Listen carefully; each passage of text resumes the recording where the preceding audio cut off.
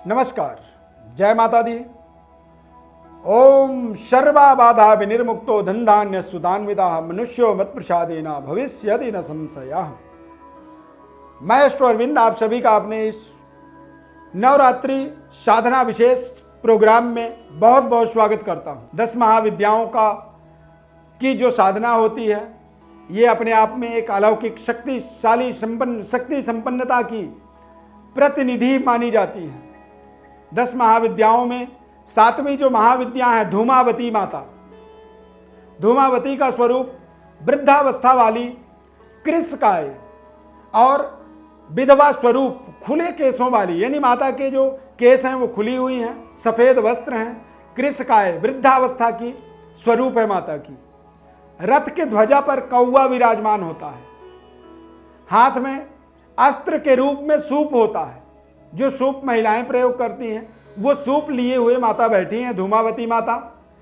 प्रलय के समय में सृष्टि के अंदर जितनी भी शक्तियां होती हैं, वो सारी शक्तियां दरअसल माता के उस सूप में समा जाती हैं।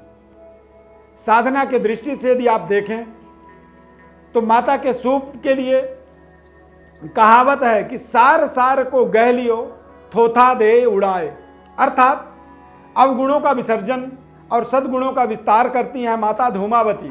ये 7वीं महाविद्या हैं। धूमावती अपने भक्तों के ऊपर जिस तरह से समुद्र मंथन के समय कालकूट विष उत्पन्न हुआ था, उसी तरह से साधना के कारण साधक के पूर्व जन्मों के पाप को नष्ट करते हैं और पुण्यों का उदय कर देते हैं।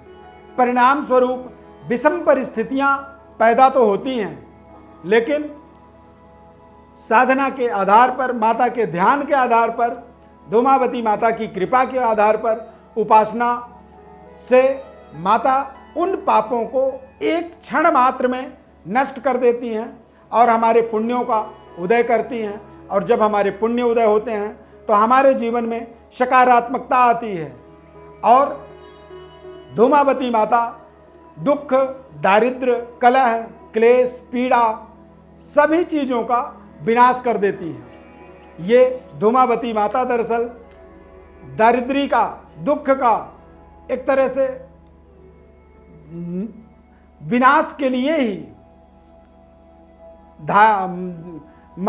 धूमावती माता का साधना किया जाता है और धूमावती माता की कृपा शीघ्रता से हो जाती है हमारे जीवन में।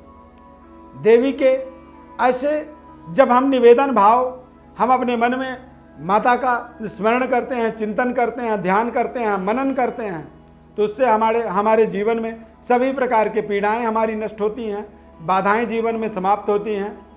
अपने सूप में माता हमारे दुख, दारिद्र्य और हमारे कष्टों को समेट करके रख लेती हैं और हमें धूमावती माता अभय वरदान प्रदान करती हैं, जिससे हमारा जीवन समृद्धशाली होता है, शक्तिशाली होता है। और 10 महाविद्या क्रम में 7वीं माता धूमावती माता की कृपा हमारे जीवन में सदैव बनी रहती है। दरअसल 10 महाविद्याओं की साधना शारदीय नवरात्रि में ही श्रेष्ठ माना जाता है।